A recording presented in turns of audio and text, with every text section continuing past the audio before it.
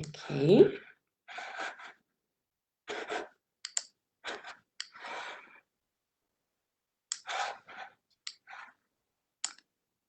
And make sure I can see it.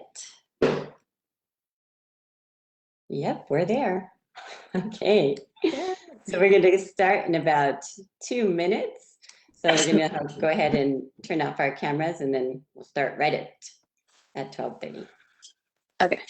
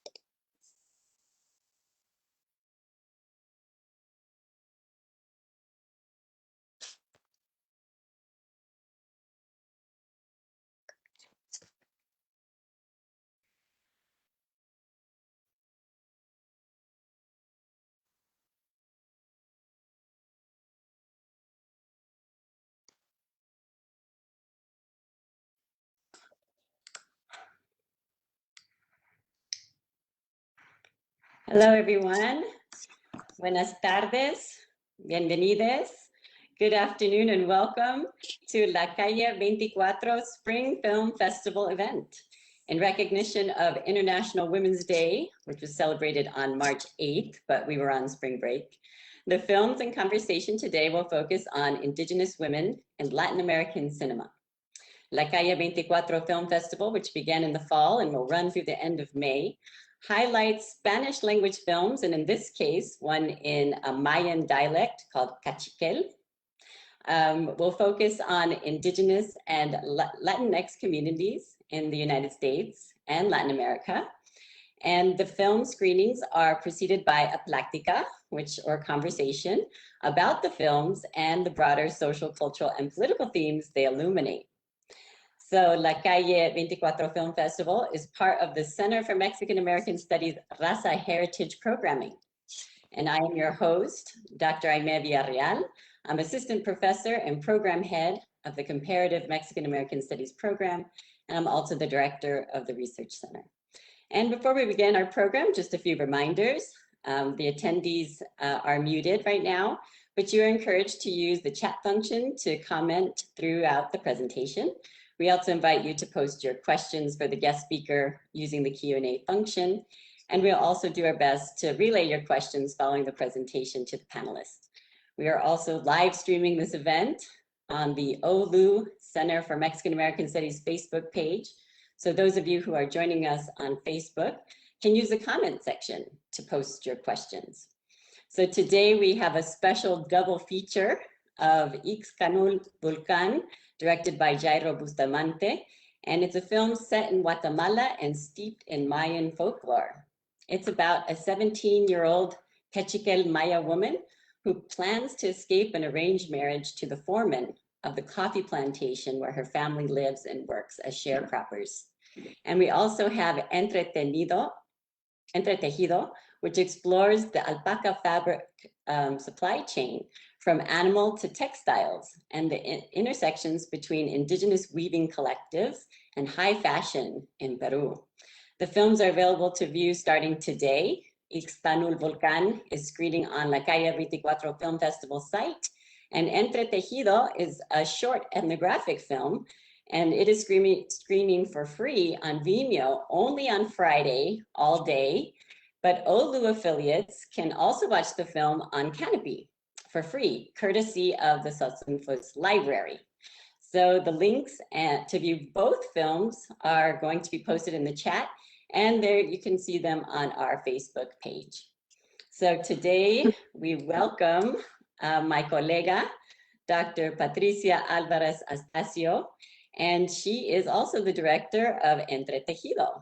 And Dr. Alvarez is a Puerto Rican filmmaker and an anthropologist whose scholarly research and creative practice develops in the folds between ethnography, critical theory, sensory ethnography, and the documentary arts. Her most recent works converge on issues of gender and ethnic representation in neoliberal, post-authoritarian Peru. She is currently working on her book manuscript, Moral Fibers, Making Fashion Ethical, which analyzes how Indigenous women artisans and their aesthetic traditions become part of an ethical fashion manufacturing network. Her films have screened in galleries, museums, and national and international film festivals. Currently, Dr. Alvarez is assistant professor in the anthropology department, the Latin American and Latino Studies program, and the film, TV, and interactive media program at Brandeis University. So, bienvenida, Patricia, y muchas gracias por acompañarnos hoy. Thanks for the warm welcome and the invitation. Really excited to be here. Yes, so the first half of our plática will focus on Ixcanul Volcán, and then we'll discuss the making of Entretejido, your film. So I thought we could begin with the trailer of Ixcanul to give our audience a little bit of context about the film that we're watching today.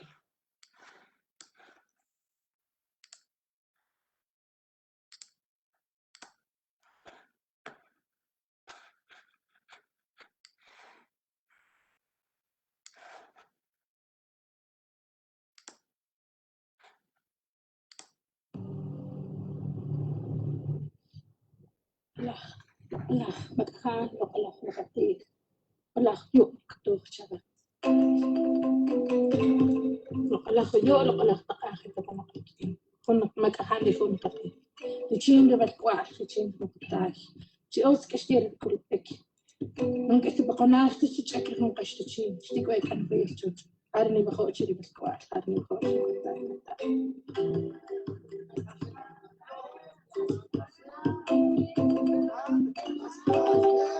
Maria, que you can launch out.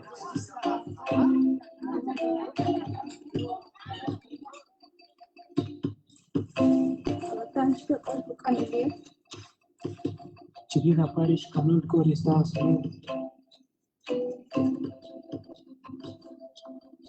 Colimalajai, Kairi Kusi. Nishita vira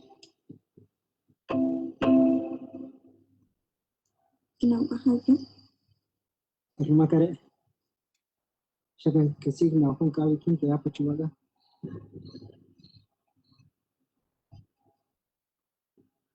Shimalami Arela. Kasulu Kachanok Wahwi Chimpamia Kalashtin and Chava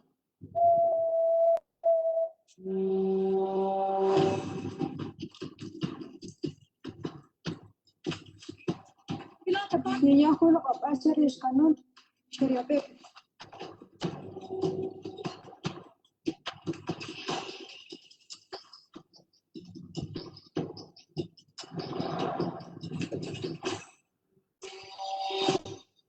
She was Kala Ehat and Hapa Church.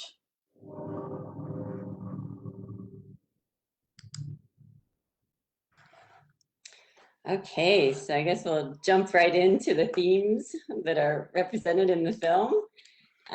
So I guess we had a prep conversation about this, and we kind of talked about how this film breaks with some of the conventions that you often see as far as the representation of Indigenous people and Indigenous women in particular. Can you talk about some of those conventions and also how this film might break with some of them?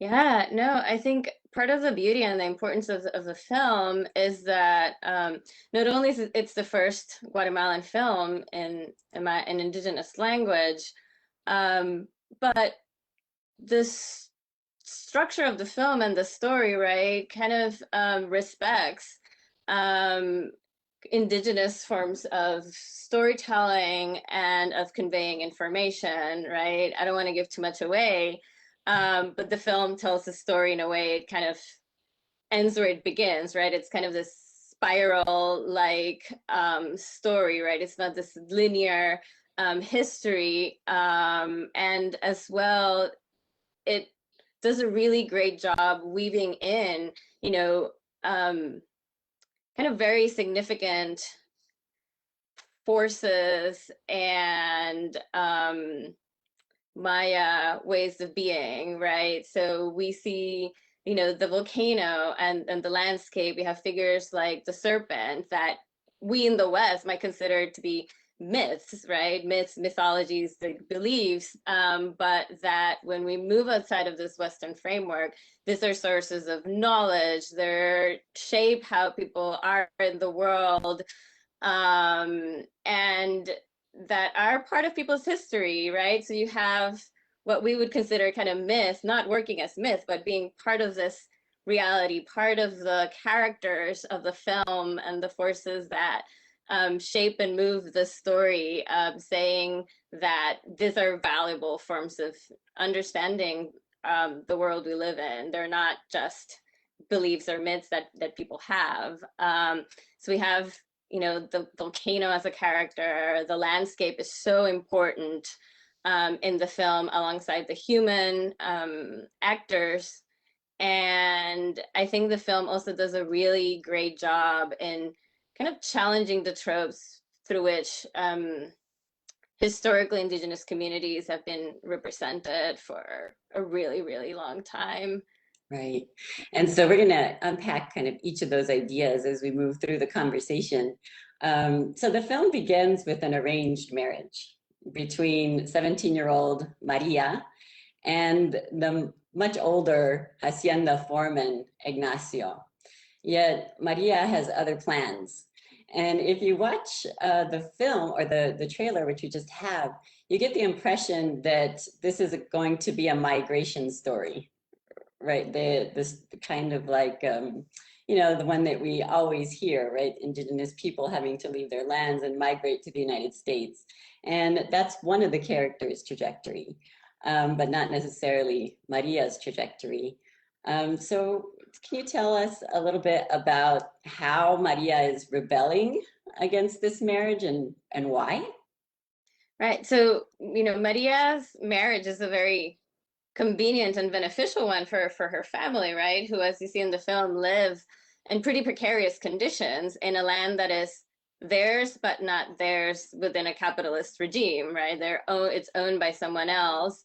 And Maria doesn't want to get married to this figure who is a very interesting figure. He's, I guess we could characterize him as mestizo or Ladino, you know? He's grew up in the area, he speaks the language, he's steeped in the traditions, but he also speaks Spanish, and kind of is very familiar with the world outside of the indigenous community. And in that position, he kind of enforces the power of the kind of property owners, right? Which I think the film also can make us question this idea of owning land as well.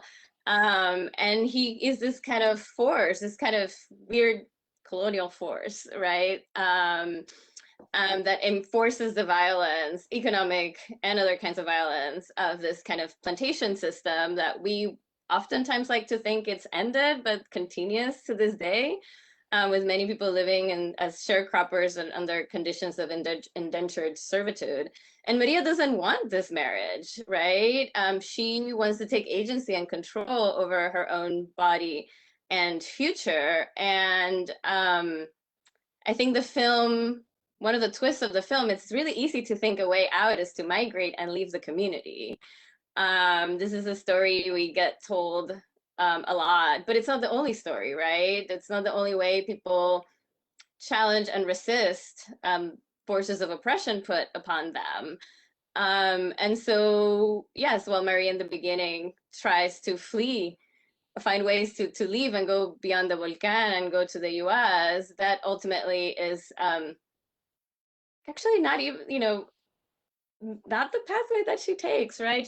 Going for her to the US is not about the American dream, right? It's about gaining control and maybe moving herself outside of this kind of system of indentured servitude. And I think it's really important to also to have more complex stories about migration, and also question the trope of coming to the US for the American dream, right? That is one story, but there are many other kind of complex stories, right? What happens to the migrant who can't make it? What happens to people that have those desires to right some social injustices in their lives through other means? What happens to those who return for whatever reasons? And what happens to those who come to the US or to Mexico or to other places, maybe not because they want to improve their lives, right? There's many reasons for leaving as well. Right, and I think that you might get the impression from the trailer that she wants to escape her traditional community. But I think that that's not the case. I think that, as you mentioned, it's about escaping that system of coloniality, right? That system of colonialism in which she is embedded, as well as her family. And I think the Ignacio, the person she's supposed to marry, represents all of that to her in a way. And that's why she's rejecting and rebelling against him. And so what she does is she finds a lover, and this lover is also going to migrate to the United States. And we don't get the impression that he's necessarily knows what he's doing, right? But he's very young. He likes to party. He has this idea that he's going to go across the Volcán, and he doesn't really have a sense of what's beyond it, right? But she decides that she's going to escape with him, but instead she gets caught, right, as she's trying to find him. And she ends up with a pregnancy. And so I also thought that the film represents female sexuality and power in different ways, and breaks again with our stereotypes and our conventions. So could you talk a little bit about how female sexuality, and particularly involving Indigenous women, is being represented here? Yeah, before I go to that, I also want to make one quick comment about Pepe, like her lover, right? He's planning to go to the US, but he doesn't even speak Spanish, right? He only speaks Cachiquel. And I think this goes back to those kind of erased stories of migration where we assume everyone coming from Central Latin America they're Spanish speakers, right? They're Latinx folks, right? And really not thinking about the diversity of those experiences. Like, how do you make it to the US when you don't even speak right Spanish, right? How do those kind of, how that shapes a different migratory path and experience in the United States, where it's really easy to not see the richness of our Indigenous kind of fellow Indigenous Latinx community members under our kind of large umbrella of being Latinx here. So just brief that. So I was thinking about that recently, in different conversation. But yes, the female sexuality, I think, like, the film affirms it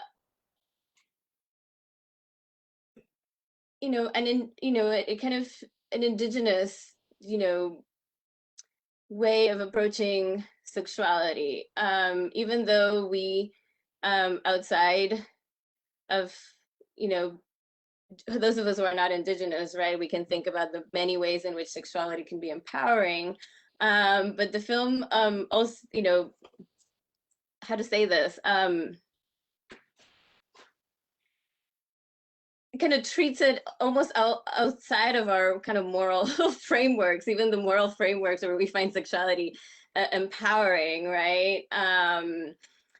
The transgression that Maria commits it's not about having sex out of wedlock or making that decision, but it's about the problem the pregnancy poses for this marriage, and a marriage with a person, right, who as an liminal figure is invested in ideas about, you know, patriarchy, the Catholic Church, marriage, monogamy, which don't exactly kind of operate in the film. So Maria takes control through her sexuality in a way that it's not kind of immoral, that it's not transactional as well. Like we see her in various instances, like thinking through her decision. There's this very interesting scene where she's, you know, kind of touching a tree, and it has this kind of very interesting and unique way of representing female sexuality and empowerment that's like very distinct. Even her mom, when she talks to her mom that she's pregnant, it's not about, oh, you're not a virgin anymore, right? It's about, did you count, I think her mom says, did you count your moons?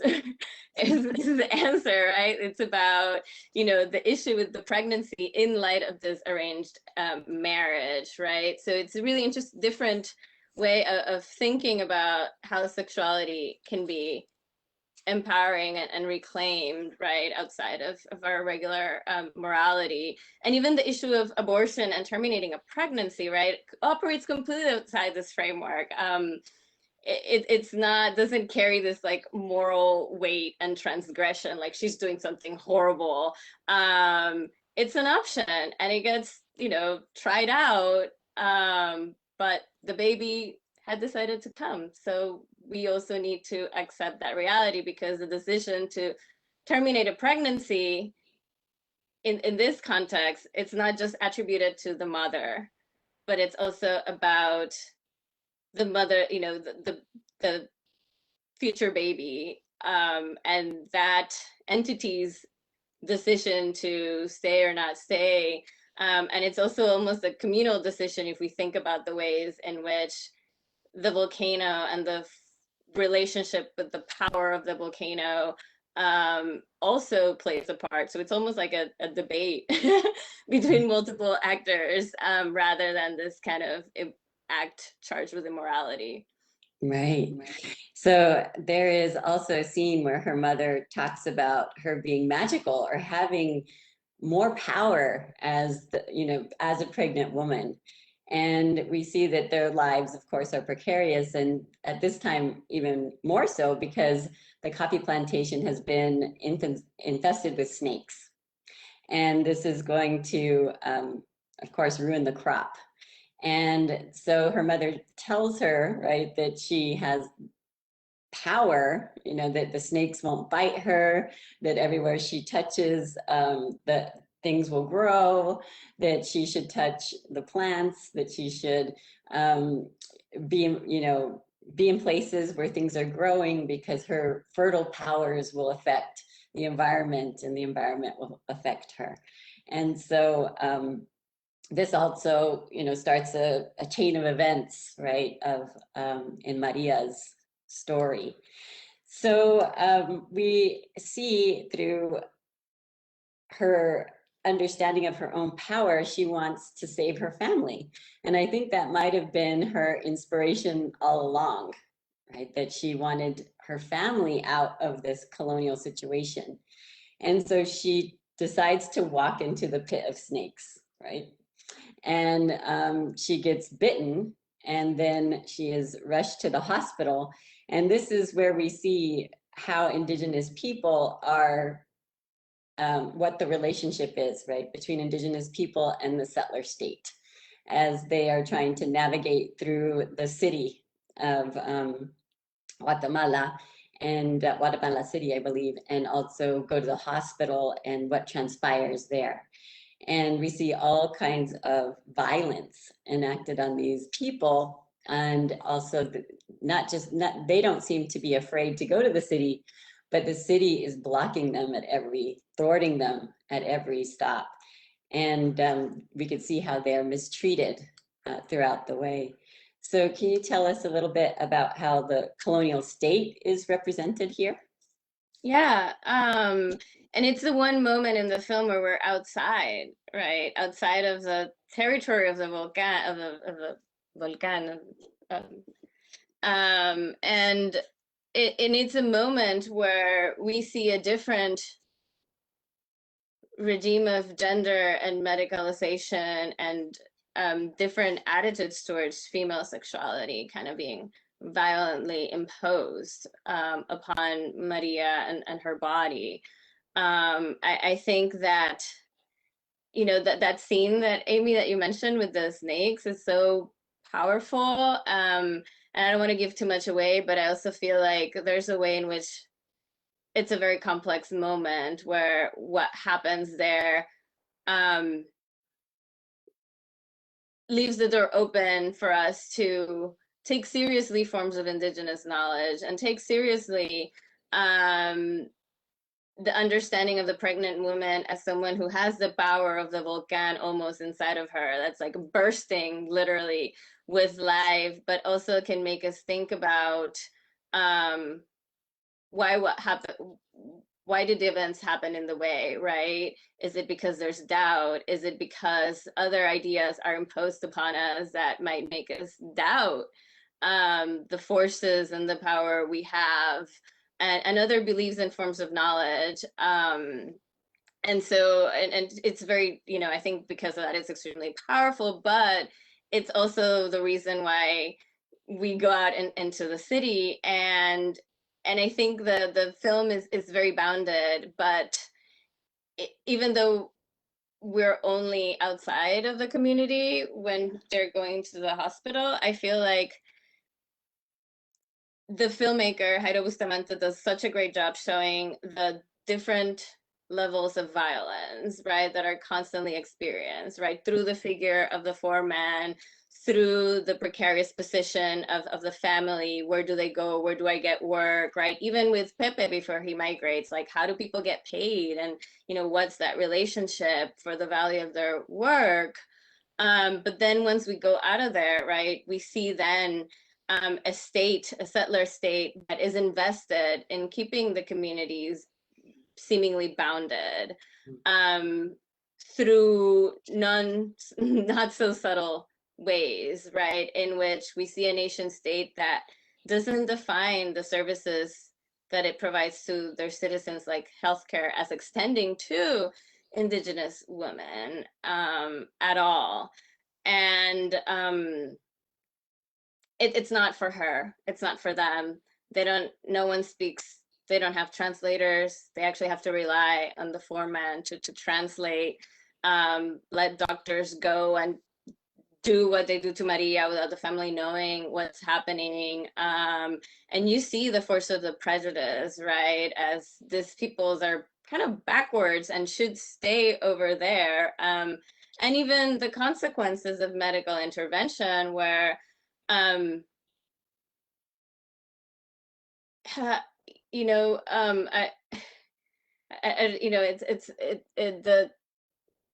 the desire to allow the literal biological reproduction and with it cultural reproduction of Maya communities is just not wanted, right? That it's a state and a medical system that is invested in the binding and erasing the population through very traumatic means that are state sanctioned. There's a whole system in place that supports treating Maria and her family the way they do. And so she is told that, well, we'll just say that the baby, where the baby goes is a question. So we know that the baby doesn't come home with her. And so they have a funeral in her home community, but the question remains of, was the baby taken at the hospital? And as you say, you know, the settler state is invested in ensuring that Indigenous people remain bounded or disappear, and that reproduction, you know, having children is very essential to that process. And so the other process is the process of assimilation. And so the settler state has often, even here in the United States, taken Native children away from their families in order to save the baby or save the person and kill the Indian, right? kill the indigenous culture off? And so that question remains, I think, hanging in the end, which was actually very compelling. So the last, I guess I'd like to talk a little bit about the land, and as symbolism, and you also talked about these contrasts between the indigenous community and the outside, right? Outside the Volcán. And so can we talk about the land itself as a character in the film? And I also want to say that the cinematography is just impressive. It's just absolutely breathtaking. And so the land as an actual character in this film. Yeah, no, if we name the characters in the film, you could not include the volcano, right? Like the volcano is like such a central character in the film, as is the figure of the snake as well. And I think one of the, once we go out of the community, we go into the city, cinematically speaking, formally speaking, right? The shots and the cuts are quicker. It's camera movements are faster. The sound build up, right? It's more intense, to the point where we cannot see the city anymore, right? And I think that's a moment as viewers that maybe even subconsciously we can start thinking about how big of a character the landscape is, because if it's not a character, we don't see it, we don't inhabit it. And so the city is this place that is just full of movement, it's confusing, it's disorienting, it doesn't give space for the characters to be in. And we see that through the camera, through the use of sound, through the cutting, right? Whereas when we're back in the community, we have these shots where people are always in place, right? With people are always shown in relationship to the land, the work they do in the land, how they move through the land, and how everything happens through relationships that are invisible but felt with the Volcán and the power and the centrality of the volcano, right? Like people work the land, sustaining their own relations of responsibility with the land, right? Which is why they know how to deal with the snakes, and there's different ways of doing it, or even when you shouldn't be planting, right? But a capitalist system of production is not going to tell you, oh, we shouldn't be planting this season because we need to make money. And so if you notice the cinematography in the film, rarely we just get those kind of super close-ups where just like humans are isolated. Like humans are never isolated from their environment. They're always in interaction with their environment, and the forces of the snakes and the Volcán, right, are always kind of at play and moving throughout the film alongside the characters as well. So we see a lot of bigger, wider shots. The pacing of the film is slower, so we can inhabit, but also look and maybe even start identifying those connections that exist with the non-human characters in the film as well. And if you look closely, it even allows you to see the ways in which the settler state and its capitalist system of production attempts to parcel, manage, and control the land, right? We see fences, we see roads, but if we look closely, right, we see how the characters, including the snakes, right, move through different pathways, right? Because those alternate pathways, right, in a way respond to knowledge of the land, to the responsibility they have to land and to each other. And so you see them jumping the fences, the pua. Maria, rarely walks on the main paths. Actually, when she walks through the main road, that's when she gets caught, right? The people you see walking the main roads are the workers, right? Who are being moved into this kind of pathway of managing nature and culture that the settler states have, right? After they get paid, they all go down the road, right? So I think that that was a really brilliant way to describe it, because we're not, the filmmaker, instead of treating Indigenous people as timeless, she walks a balance, right, between Indigenous time and space and settler time and space. We see that radical contrast. However, we understand that the Indigenous people are not out of time, right? They are, of course, deeply embedded, right, in late post-capital colonialism.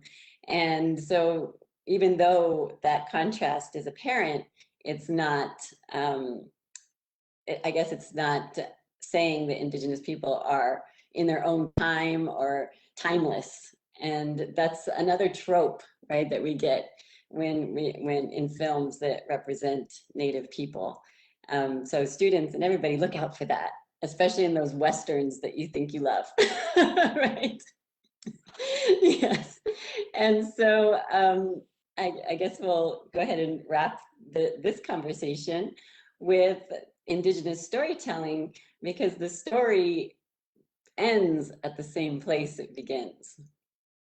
And so you were talking about the spiraling of storytelling, the mytho-historical time, the no separation between myth and the objective life.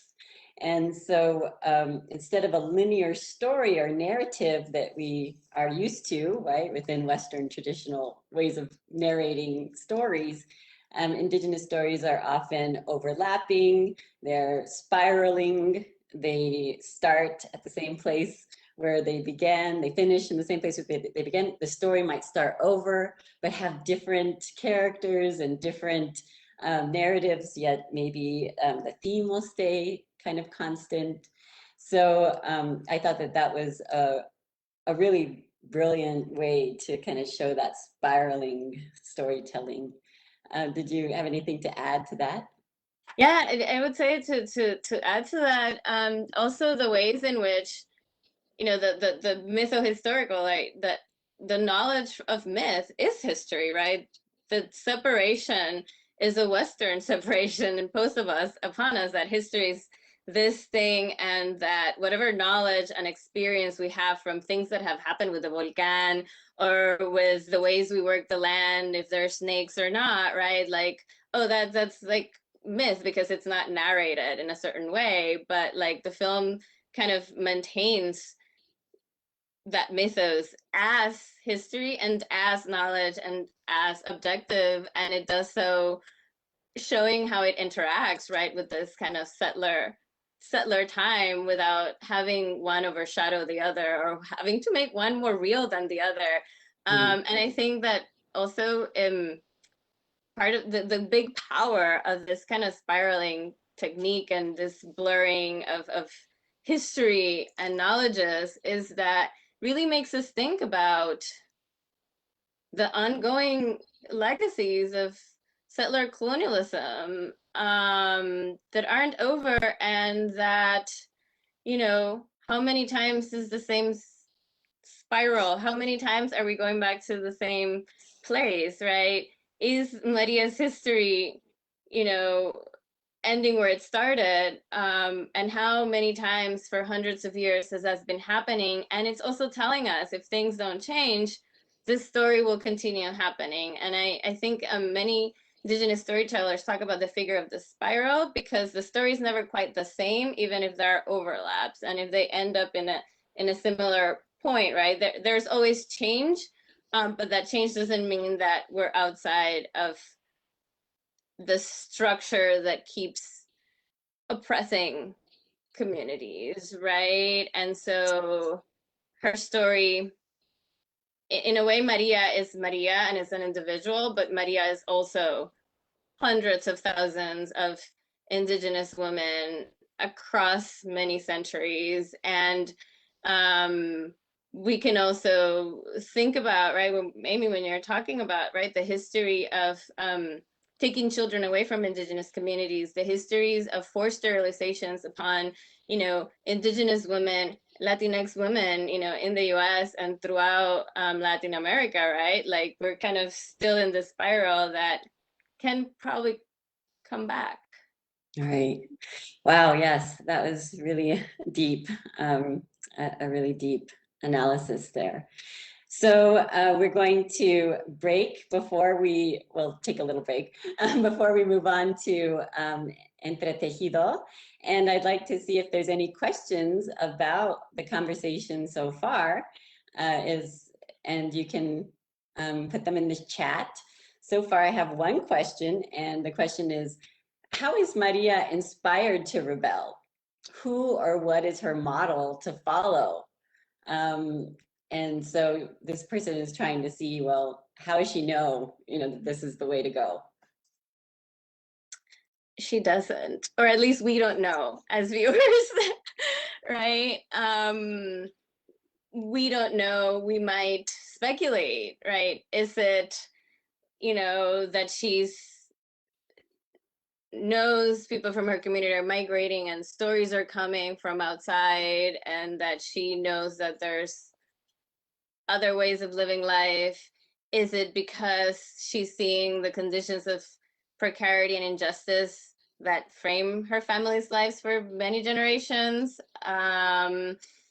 Is she, simply just does not want to get married to this guy, right? Like, and the ways in which she decides to do it through her own sexuality, like we don't know, right? The director leaves that undisclosed, but you feel her discontent, right? You feel that this is so important and she's gonna take matters into her own hand, right? That decisiveness starts and runs through the film, even in the ending, which can be read, in many different ways. But, I think the ending, you also see her resolution. Mm-hmm. Yeah, and I think that it's also somewhat sad and disempowering in a way, because she's unable to escape her conditions of life. But at the same time, that's real. Yeah. Right? That's the reality. And if it's circular, she might find at some point another way to push or challenge, right? Like, I think after seeing that story, and if we think about that spiralness, she might come up with some other creative solution. Exactly. We don't know what the next story will tell. So I'd like to transition now to your film, and I'm going to go ahead and show the trailer, and then we'll talk about Entretejido.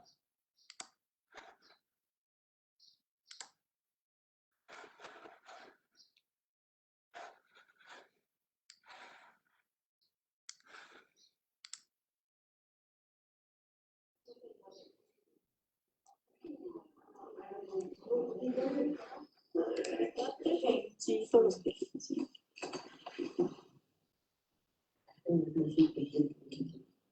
Hemos nacido. Con la tripa de su madre tejido todavía en el pie. Yo, señorita, desde pequeña, viendo otras personas que tejen, aprendí a tejer yo también. Igualito, sino que los colores y el dibujo nos vamos a cambiar. Igualito. Pero ya tú ya vas a matizar. Por eso también estoy matizando con los hilitos. ¿A qué matices? Todo van a cabello cansado en tejer. Todo van a cabello cansado en tejer. No, claro, no hemos sabido a tejer bien con todas las perfecciones de estos ya profesionales.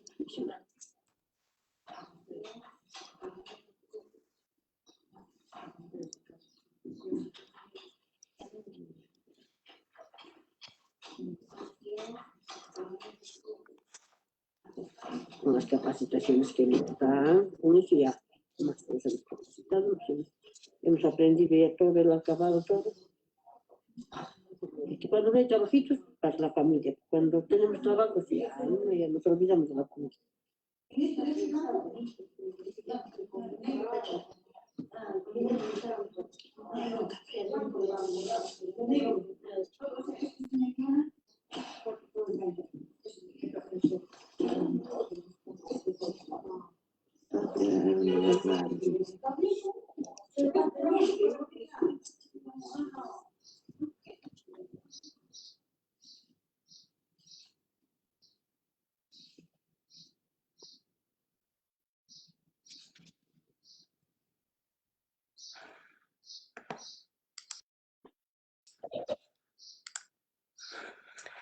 Okay, so beautiful.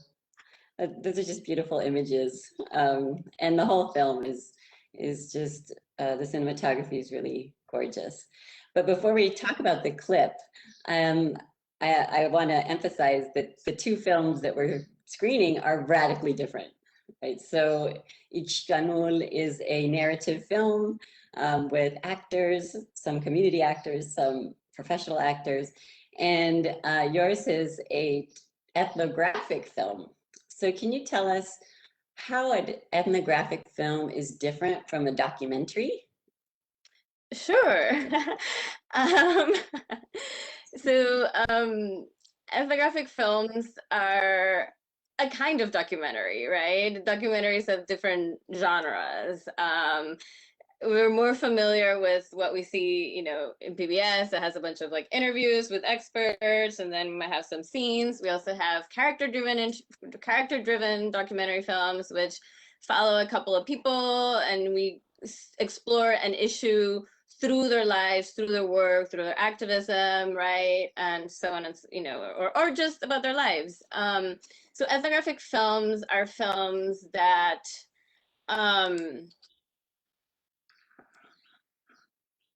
tend to, how to say this,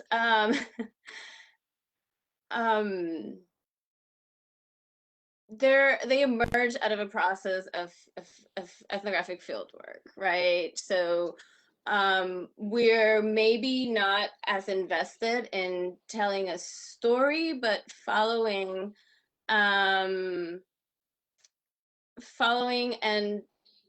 exploring certain social and cultural issues that take seriously, and I think pose a particular set of responsibilities to the communities we work with, and that in many cases can be our collaborators, right?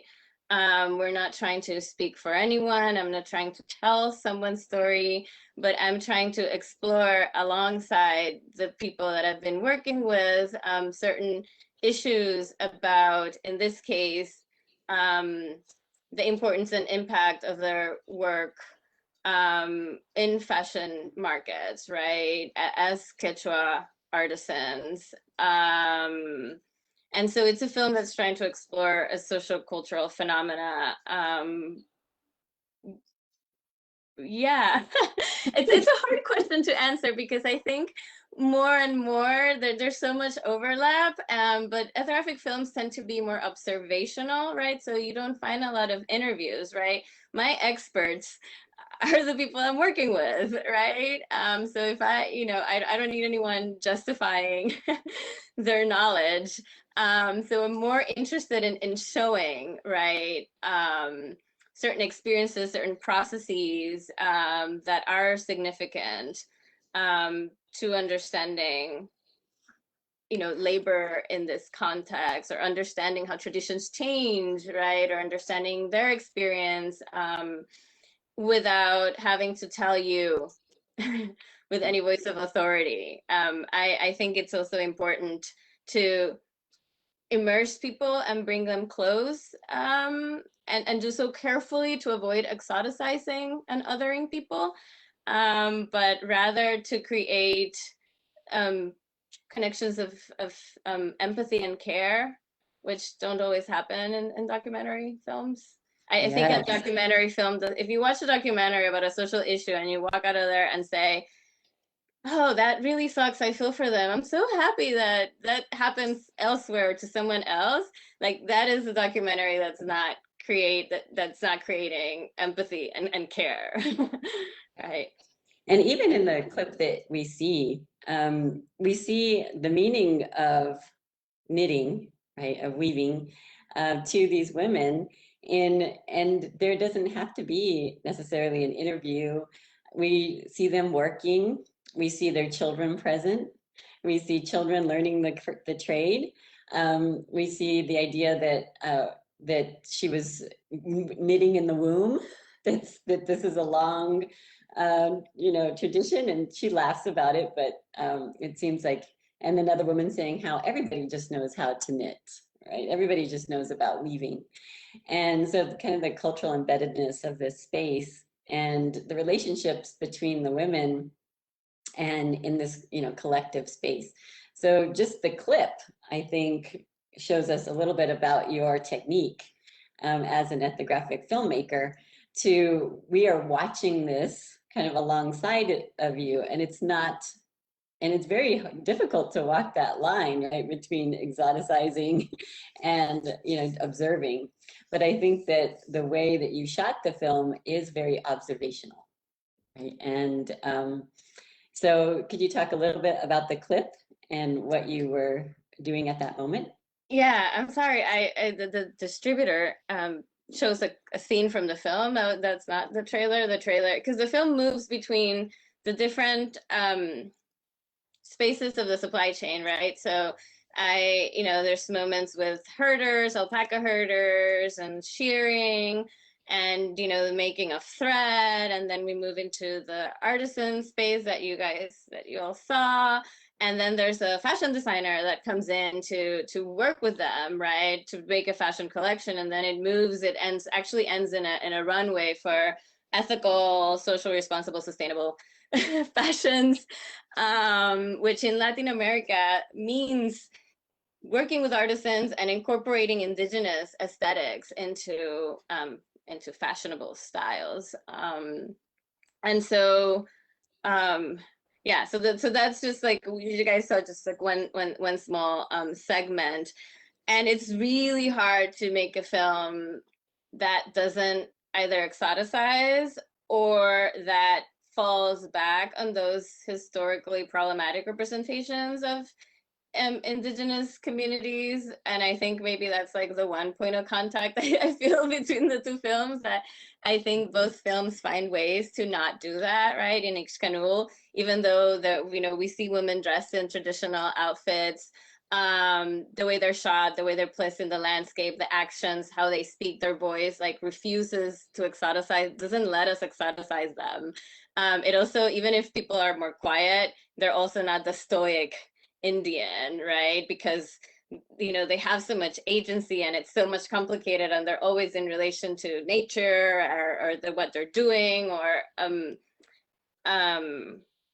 even with the knowledge that's being transmitted. And I think that for me as an ethnographic filmmaker, I didn't want to reproduce those images. I wanted to problematize those images, and I wanted us to also problematize the assumptions we have about indigenous traditions and indigenous crafts, right?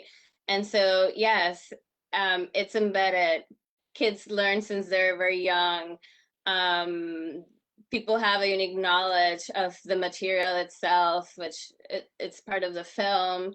But at the same time, people go to hire them thinking, oh, you guys do this since the Inca Empire, it's genetic, so I love that moment, because in a way, with the womb comment, it's like a joke, and it's a joke because it's like, yeah, it's so embedded and we learned since we're kids, but she's also making fun of people from the industry that, think that they're knitting literally in the womb, and it's kind of hilarious for them. And I think that brings a kind of humanity and a more rounded way of us thinking about indigenous people as humans who have sense of humor, who can laugh, who can be self-reflexive about their lives, that exist in the present, even as they maintain and protect their traditions, their forms of knowledge, and so on and so forth. I also,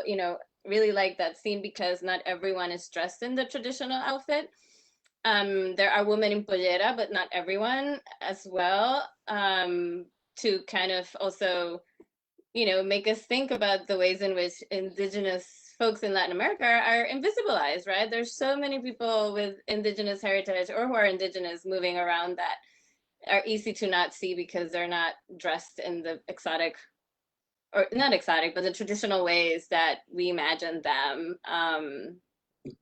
And I also played a lot with the close-ups of the knitting, because I think that, you know, textile work is something that is done in many, many cultures. And to me, bringing people really close and having us just look at hands working can add another layer of saying, well, what they're making is distinct, right? This is not something that gets made everywhere in the world, but, you know, my grandma knits, or or I do this, or my mom taught me. And in that sense, kind of counterbalance the urge to say, ooh, look at the colors, this is so unique, you know, wow, right? I wanted us to be able to recognize that, but also to see it as something intimate and familiar, that we can come close to without it being so different and so exotic and so other. Right. And I was really struck with the alpaca, because I don't have a relationship with the alpaca. I am actually from northern New Mexico, and I do have a relationship with sheep. And also seeing the process of shearing sheep and how it's spun into wool, and also how both Nuevo Mexicana and Indigenous people use the textile to make rugs or to make clothing or to make colcha, embroidery. So I had that cultural knowledge just from, you know, living in northern New Mexico. So I saw the relationship. But the alpaca, their noises are so different. They sound almost human, and the noises keep interrupting in the film, the alpaca noises, or their voices. So in a way, the alpacas speak too, and they share their story in the film. And I thought that was really beautifully done. So can you talk about how you shot the alpacas and the process of shearing, and just what was it like to be out there in El Campo? It was beautiful, by the way. Yeah, thank you, Aimee. I'm glad that their voices come through. It was very intentional of me. It was really hard to shoot because alpacas are herded between kind of almost 4,000 meters to 5,000 meters, which is 15,000 feet, 12 to 15,000 feet above sea level. And as you know, many can assume, those are areas kind of abandoned by the state. There's really rough access to road, you know, the roads are awful conditions, no electricity, no running water, it's cold, the winds. I'm from the Caribbean, so I was particularly cold and it was really tough.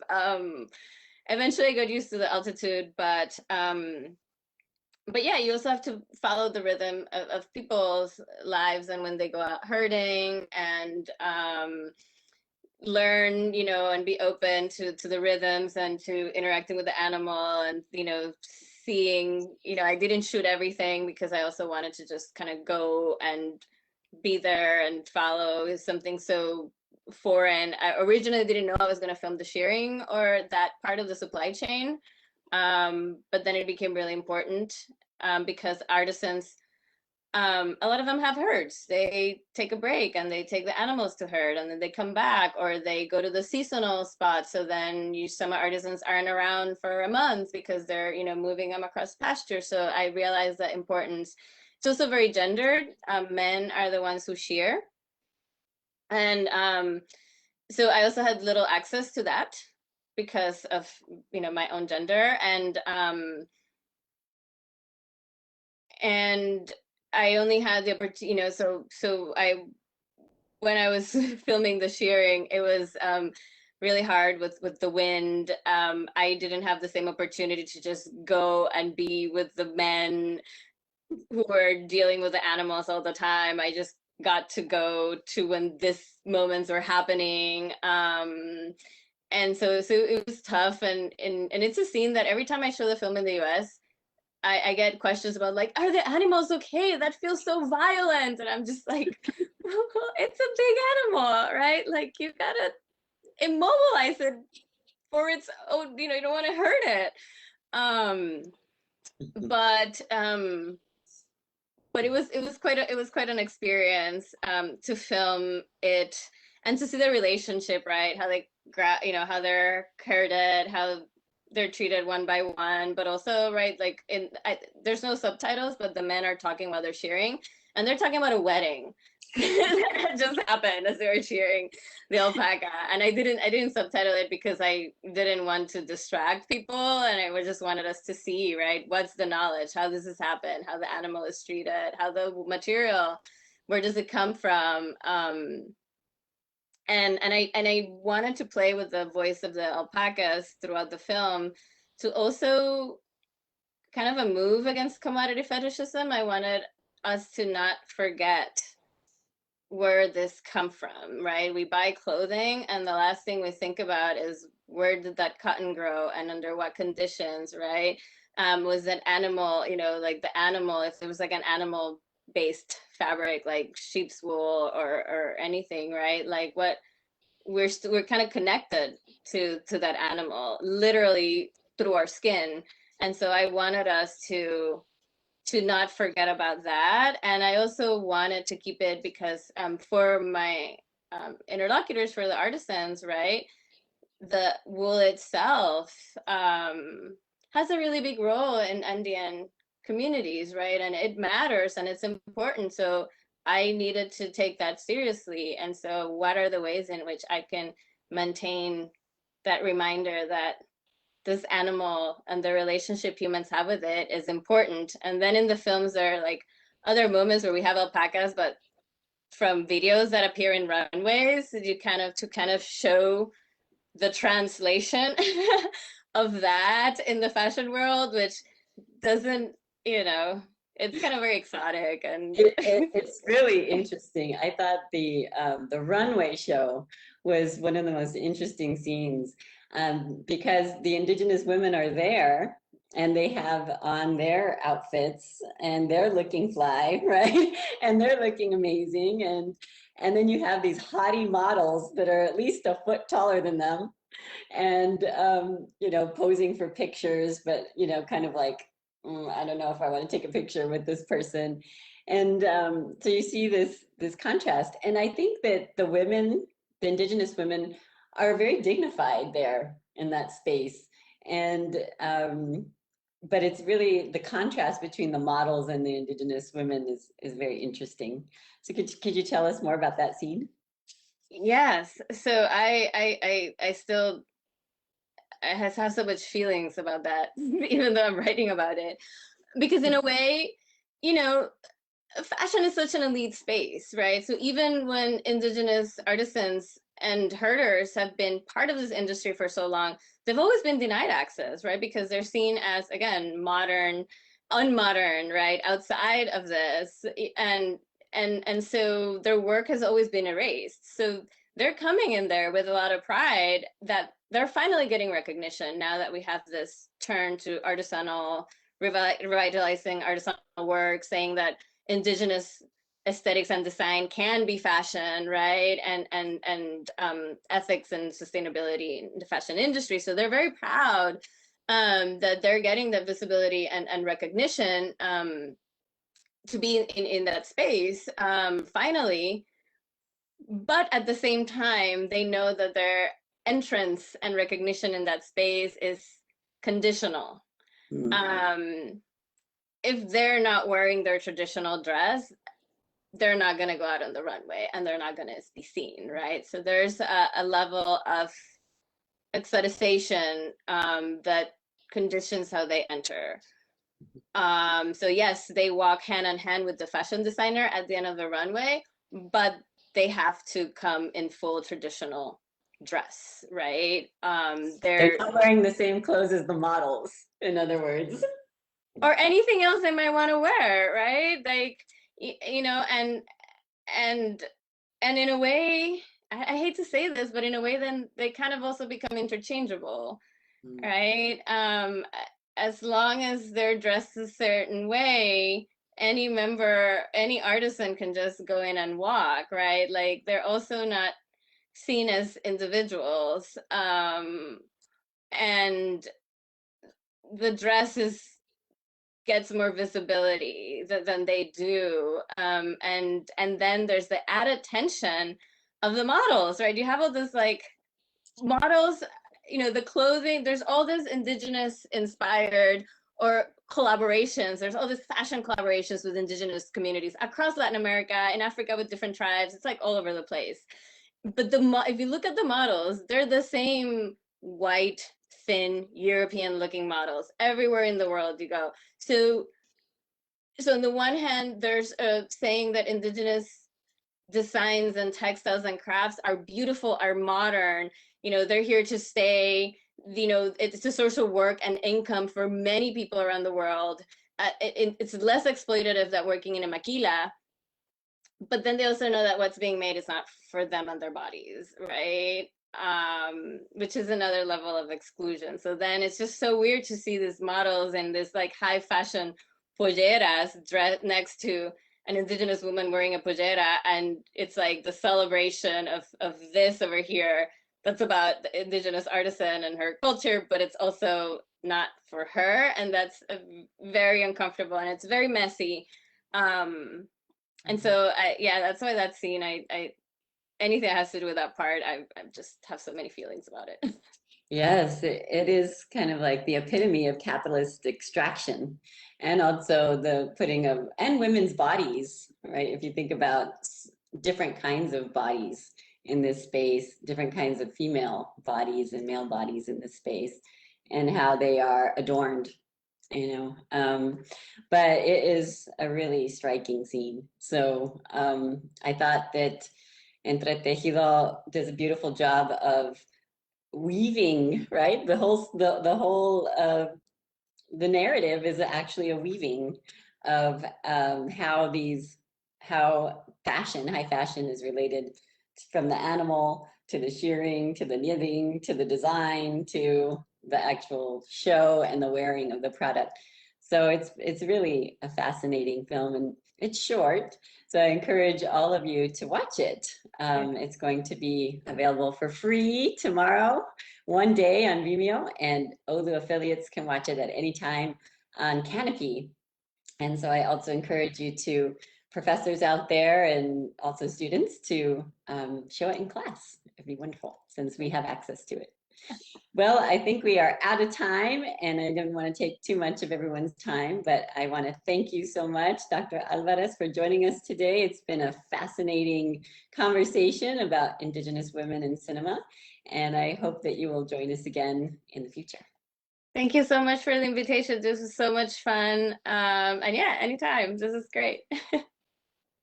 Okay, and you can see that on Facebook, and it's there for you. It's recorded if you need to forward it to anyone. All right, it was wonderful, and we will hopefully see you again in the future. And okay, that's all for this program. I want to tell everybody that we have one more film left, and save the date for our final screening in Plática. It's on Tuesday, March 30th from 12:30 to 1:30, our usual community hour time. And it's going to focus on the animated film Chico y Rita. And our guests are both experts in Afro-Caribbean culture and music. Dr. Jessica Hajek, our very own Associate Professor of Music here at OLU, and Dr. Mark Perry, Associate Professor of African American Studies at UTSA. So hopefully we'll see you on March 30th. All right, goodbye.